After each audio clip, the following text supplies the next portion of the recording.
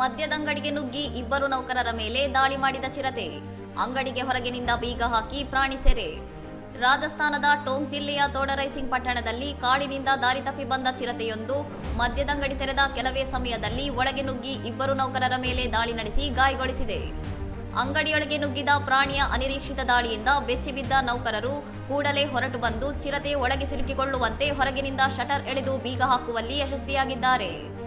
ಮದ್ಯದಂಗಡಿ ನೌಕರರ ಮೇಲೆ ದಾಳಿ ಮಾಡುವ ಮುನ್ನ ಇದೇ ಚಿರತೆ ಅರಣ್ಯ ಹೊರಟಾಣೆಯ ಬಳಿ ರಾಕೇಶ್ ಸೈನಿ ಎಂಬ ಅರಣ್ಯ ಸ್ವಯಂ ಸೇವಕನ ಮೇಲೂ ದಾಳಿ ನಡೆಸಿ ಗಾಯಗೊಳಿಸಿತ್ತು ಎಂದು ಅಧಿಕಾರಿಗಳು ತಿಳಿಸಿದ್ದಾರೆ.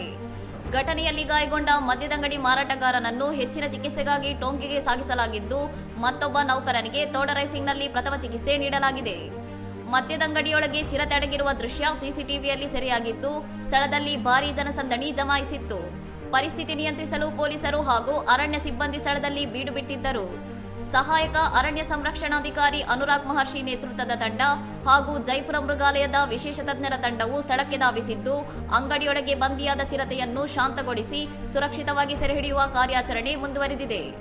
ಇನ್ನಷ್ಟು ಸುದ್ದಿಗಳಿಗಾಗಿ ನೋಡ್ತಾ ಇರಿ ಸೌರಂ ಟಿವಿ.